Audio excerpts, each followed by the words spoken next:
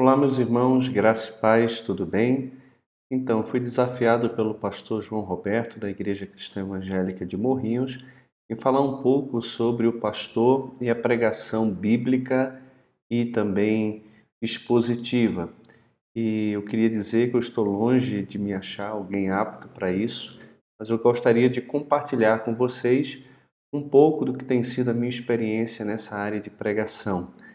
Eu senti o poder da pregação na minha vida no dia 17 de julho do ano 2000, quando o Senhor me resgatou e me chamou para um novo nascimento. E dali em diante eu comecei a ler as Escrituras e a ver o seu poder na minha própria vida e a desejar que outras pessoas também sentissem e experimentassem aquilo que eu estava sentindo da parte de Deus. E eu pude ver pela leitura das Escrituras que o Evangelho ele é o poder de Deus para a salvação de todo aquele que crê. E Tiago diz que quando a palavra de Deus entra e ela é acolhida, ela tem o poder de salvar a alma daqueles que acolhem essa palavra. A Bíblia também diz que aprove a Deus salvar os homens pela loucura da pregação. Então esse é o instrumento que Deus utiliza para transformar a vida das pessoas. Calvino disse que é por meio do púlpito que a palavra de Deus e que o próprio Deus guia e conduz a sua igreja. Então nós não podemos descartar e nem desprezar esse assunto, que ele é tão importante e relevante na nossa vida e no caso dos pastores também no nosso próprio ministério. A pregação, ela é bíblica e ela é expositiva em que sentido? Ela é bíblica porque ela respeita o processo de revelação progressiva das Escrituras. Nós, quando vamos pregar um texto, nós levamos em consideração o processo em que aquele texto foi revelado, o tempo em que ele foi revelado. Então, nós lemos o texto dentro do seu contexto e respeitando esse processo de revelação. Não é uma pregação sistemática, é uma pregação bíblica. Nós levamos em consideração a teologia do autor e o contexto em que ele está escrevendo, o seu público. Ela é expositiva exatamente porque ela se propõe a expor um texto dentro do seu contexto, levando em consideração a intenção do autor original. Então a gente não lê o texto e traz direto para o nosso contexto, mas nós respeitamos o contexto e a intenção do autor e para quem ele estava escrevendo. Geralmente uma pregação ela é considerada expositiva quando ela se detém apenas em um texto e ela não vai para outros textos buscando respaldo em outras porções também da Escritura. O apóstolo Paulo, quando escreveu para Timóteo, ele deu uma ordem para ele já no final da sua vida que diz o seguinte: prega a palavra, insta, quer seja oportuno, quer não, corrige, repreende, exorta com toda longanimidade e doutrina, pois haverá tempo em que não suportarão a sã doutrina. Nós conhecemos o contexto em que esse texto está inserido. Paulo está preso, agora ele realmente vai ser sentenciado. São as últimas palavras do apóstolo dos gentios ao seu verdadeiro filho na fé, e essa palavra de Paulo a Timóteo é muito relevante para a minha vida e também para a sua vida, principalmente para nós que somos pastores e estamos diretamente envolvidos com a arte e a exposição da Escritura, né? Então, olhando para esse texto, meus irmãos, o que é que nós vemos aqui? Nós vemos uma ordem, né? A respeito da pregação, nós temos uma ordem: prega a palavra. Isso aqui não é uma opção para aqueles que estão no ministério, na verdade, nem para qualquer cristão. Todos nós devemos pregar as Escrituras, pregar o Evangelho. Então, a pregação não é uma opção. O verbo aqui está no imperativo ativo. Não podemos ser passivos sobre esse ministério da pregação.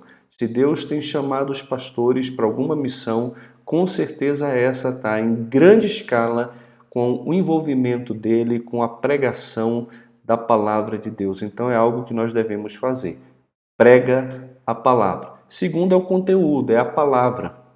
Deus não tem compromisso com a palavra do pastor, com a palavra do mestre, com o professor. Ele tem compromisso com a palavra dele. Aqui não existe apenas uma ordem de pregação, existe também o conteúdo da pregação. Pastor nenhum tem autorização dada por Deus de poder criar uma mensagem. Ele já recebeu uma mensagem que precisa ser transmitida. Então, existe o conteúdo da pregação, existe também o tempo da pregação. Prega, insta, quer seja oportuno, quer não. Então, em todo tempo devemos pregar as Escrituras. E se tem um tempo oportuno para pregação, meu amado colega de ministério, meu amigo, é exatamente o tempo em que nós estamos vivendo. As pessoas precisam ser exortadas, admoestadas, consoladas, animadas.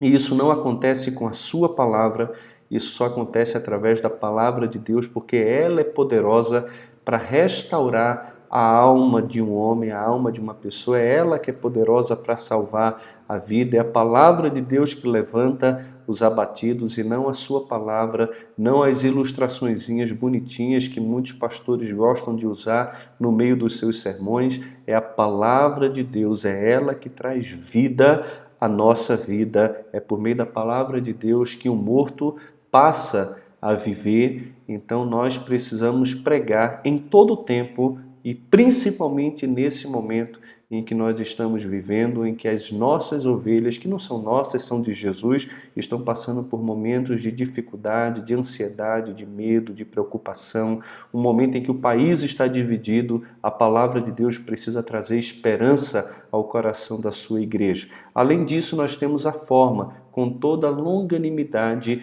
e doutrina. Existe verdade, existe amor, existe paciência, existe tolerância, existe longanimidade, um pavio longo, né? Mas também existe doutrina. Nós não abrimos mão da verdade pelo amor e não agimos em amor em detrimento da verdade. Os dois precisam andar junto e a longanimidade precisa estar colado junto da doutrina. Precisamos pregar entendendo que não somos melhores do que os outros e que Deus está num processo de transformação na vida daqueles que nos ouvem. E precisamos sim ter longanimidade, paciência, entendendo que quem faz a obra é o próprio Deus que, usando a sua palavra, trabalha do jeito que quer e da forma que quer no coração dos nossos ouvintes. E em último lugar, o texto fala sobre uma urgência, pois haverá tempo em que não suportarão a sã doutrina. Enquanto suportam, vamos pregar. Vamos pregar porque ainda tem gente disposto a ouvir a palavra de Deus. Agora, como você prega as Escrituras? Como é o seu processo de pregação da Bíblia? Quando eu comecei a pregar, né, publicamente, a anunciar as Escrituras, eu passei a ler muitos livros sobre homilética, sobre a arte da exposição. E para mim, um dos melhores que eu já li foi esse compêndio aqui, que fala sobre a arte e o ofício da pregação bíblica. Queria desafiar você a ter esse livro, né, e ler um capítulo, um artigozinho por dia, e ele vai enriquecer demais a sua experiência com a pregação. Um outro livro que foi importante para mim foi esse livro aqui do Randall Robson, Pregação Bíblica, o desenvolvimento e a entrega de sermões expositivos. E o Randall Robson, ele trabalha da seguinte maneira a questão do preparo do sermão expositivo. Ele diz que primeiro nós precisamos selecionar a passagem. Eu não sei como você faz no seu hábito da pregação, mas já há 13 anos, nesse ano eu faço 15 anos de ministério, há 13 anos eu prego expositivamente em série. Sempre no final de cada ano eu separo um tempo de oração, eu escolho um livro da Bíblia que eu vou fazer a exposição bíblica, e então eu passo a ler esse livro várias vezes, a estudar, a ler vários comentários, e eu então divido o livro em porções em que eu vou pregar todo aquele ano. Em alguns casos eu já preguei um livro em mais de um ano, em 2 anos. Aqui na igreja eu preguei Romanos em 2 anos, preguei o Evangelho de Marcos em 2 anos, já pregamos todas as epístolas da prisão. Eu sempre seleciono uma passagem e prego expositivamente e em série. Então isso é muito bom. Esse negócio de você ficar pensando o que é que eu vou pregar domingo que vem, isso dá uma agonia no coração do pastor, e ao invés de você gastar tempo pensando no que pregar, você deveria estar gastando tempo estudando a pregação ou o texto que você vai pregar. Então, depois que seleciona o texto, você estuda a passagem, você lê várias vezes o texto, de preferência até o ponto de memorizar aquela passagem. Você vai pegar vários comentários a respeito daquele próprio texto. Um erro que eu cometi no início da minha vida foi sair comprando comentários, vários comentários. Alguns desses comentários eu tenho na minha biblioteca, eu nunca utilizei, meus irmãos. Então, o ideal é que você selecione um livro para expor e você gaste o pouco recurso que nós temos comprando livros que vão te ajudar naquele momento do teu ministério com a exposição daquele livro e daquela passagem. Além disso, descobrir a ideia exegética, o que é que o autor tinha em mente quando escreveu essa porção aqui. Então isso é importante, isso requer tempo. Depois você vai analisar a ideia exegética. A gente vive no mundo bíblico, no mundo atual e no nosso próprio mundo, no mundo dos nossos ouvintes, dos membros da igreja. Então nós pregamos a um público específico e precisamos ler não somente a Bíblia, mas também aplicar e analisar como a ideia exegética daquela passagem se aplica diretamente ao meu público-alvo. Depois disso, aí sim eu vou formular a minha ideia homilética, né, como eu vou apresentar esse sermão, vou preparar o esboço do sermão e dentro disso você vai determinar o propósito do sermão. Por que você vai pregar o sermão que você vai pregar no domingo, no sábado, qualquer dia? Por que você vai abrir a boca para falar sobre esse texto? O que é que você quer atingir com esse texto? Você nunca deveria ir para um púlpito sem saber o propósito claro que você quer atingir quando você sobe para poder transmitir a palavra de Deus. O que é que aquele texto requer dos seus ouvintes e como você vai levar aquela mensagem até o coração daqueles que lhe ouvem. E aí você realmente tem que decidir como realizar esse propósito, fazer o esboço do sermão, depois você preenche o esboço do seu sermão com comentários, com seus estudos da passagem, com as suas observações, e então, no final, é que você prepara a sua introdução e a sua conclusão. Essas são as dicas que o Randall Robson dá, que eu tenho aplicado já no meu ministério há muito tempo e para mim tem sido muito útil. Então, meus amados irmãos, eu espero que de alguma forma esse vídeo e essa reflexão estimule você a continuar na sua leitura sistemática da Bíblia, a amar a palavra de todo o coração e a ser um instrumento de Deus na proclamação da verdade que tem o poder de salvar a vida de uma pessoa não só da condenação do inferno, mas também do poder do pecado por meio do Evangelho, que transforma a vida de qualquer pessoa.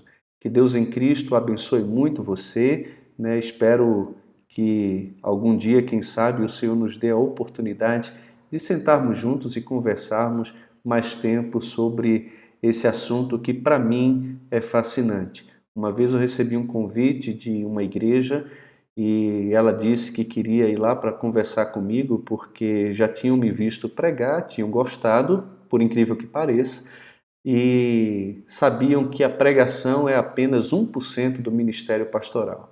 E eu disse para aquele irmão que aquela palavra dele já era suficiente para eu dar a minha resposta e eu não aceitei ir para aquela igreja porque eu entendo que o ministério pastoral, pelo menos na minha própria vida, no caso da pregação, significa para mim muito mais de 80% do meu tempo. Quando John MacArthur ele foi para a sua igreja para ser pastor, um dos requisitos dele para assumir o pastorado da igreja foi que ele deveria gastar 40 horas semanais de estudo das Escrituras. E hoje ele é a bênção que é, o expositor que é, e muitas vidas têm sido abençoadas através do ministério dele. Eu realmente acredito que Deus quer que os pastores se dediquem a uma vida de oração e do estudo da palavra, da pregação da palavra, e por isso dotou de tantos dons os membros da igreja para que eles possam fazer as outras coisas, dando liberdade para que você, pastor, tenha tempo de preparar e pregar a palavra de Deus. Que Deus em Cristo, então, abençoe muito sua vida e também o seu ministério. Um grande abraço.